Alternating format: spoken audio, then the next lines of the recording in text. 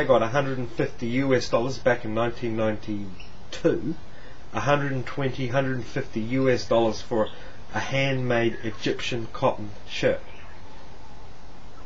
And we were made to hand wash them for them, because we couldn't put it in a machine. That one shirt that he got was worth more than all the uniforms I would get in 2 years. Yeah. But you had a senior position too. You were...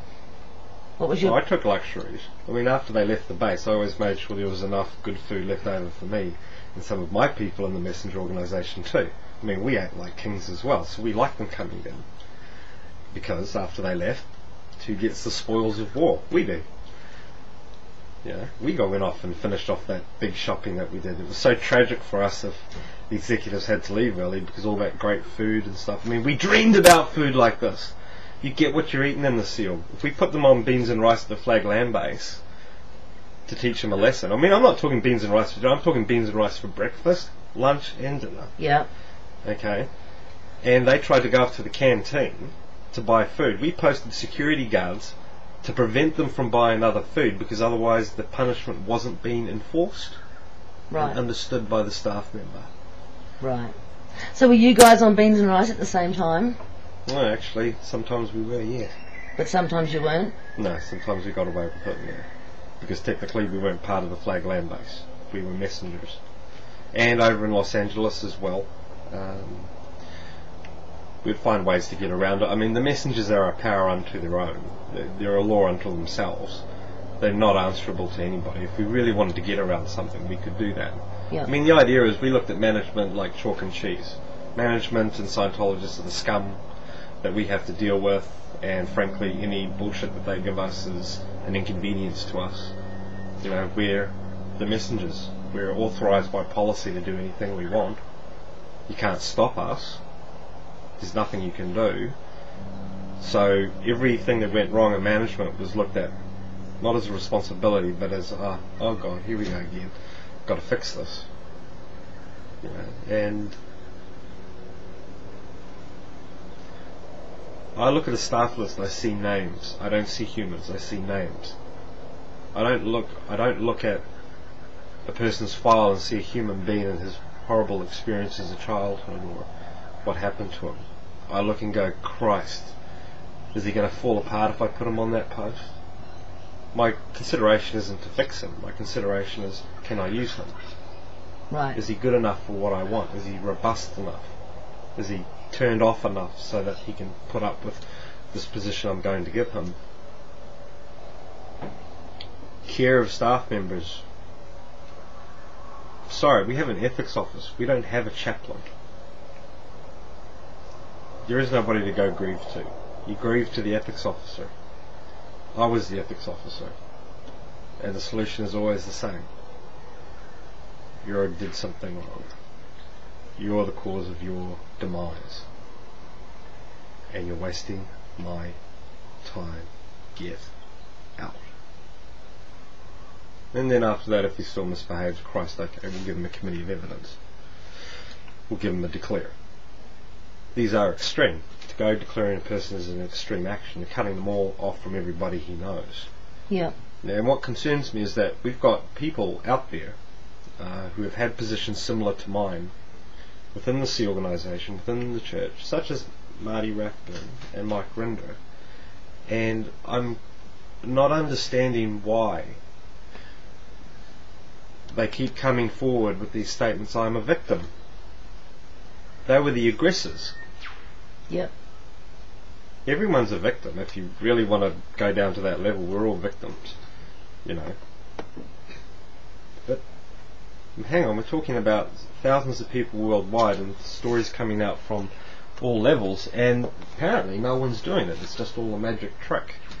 I'm sorry, but Marty Rathburn and Mike Rinder are totally responsible. They stood by and watched while they instructed their HCO communication officers to do these things to their own staff, to deny them liberties, to deny them days off.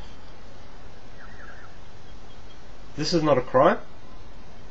Basic fundamental human rights in a civilized society say you get medical treatment, You have the right to work some certain hours. You should enjoy life. You should do other activities. And Mike Rinder, as the commanding officer of the Office of Special Affairs, denied these rights to his staff.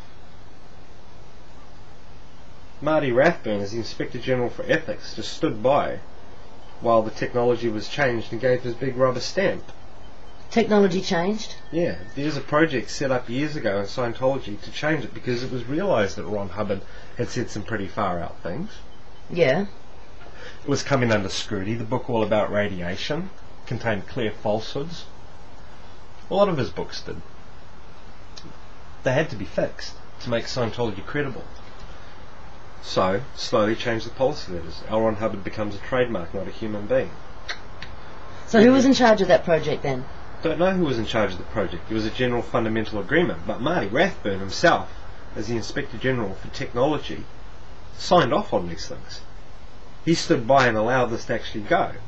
My messenger organisation that I was part of had the Office of the Senior Case Supervisor International. Yep. Rubber stamp, change it, change it, change it. I mean, all these books and things that have come out, and all the technology has been changed. What you're being asked to believe here is that Ron Hubbard himself, at the St. Hill Special Briefing Course, which included all materials on Scientology, himself was a squirrel.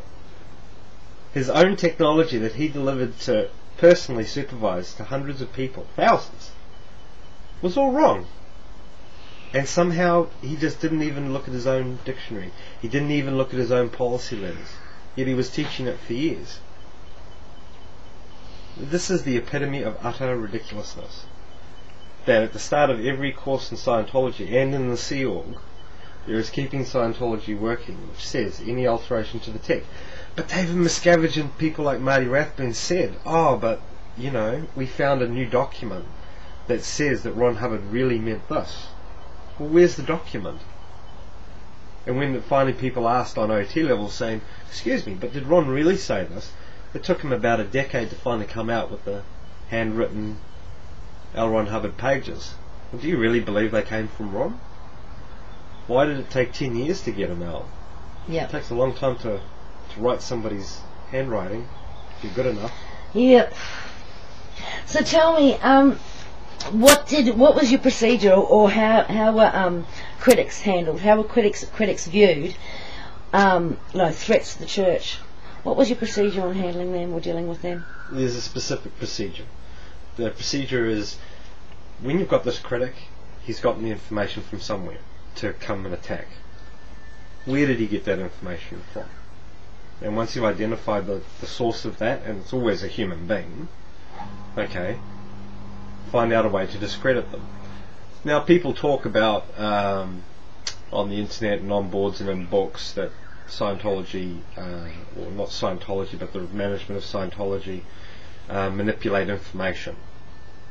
Well, here's the big shock to everyone out there that's looking at this, is that thing you call a priest pertinent privileged file is not privileged.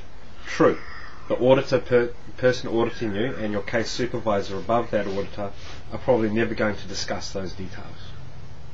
Most of them are very good like that. They wouldn't violate that sacred trust.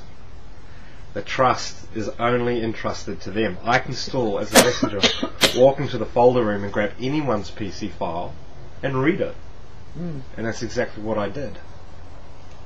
I can look in their file and see, right, this person has admitted when he was 7-year-olds to having a dog lick his genitals.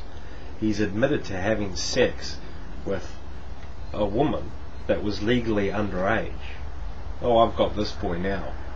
Now, how do I get that information out of his file into the public domain?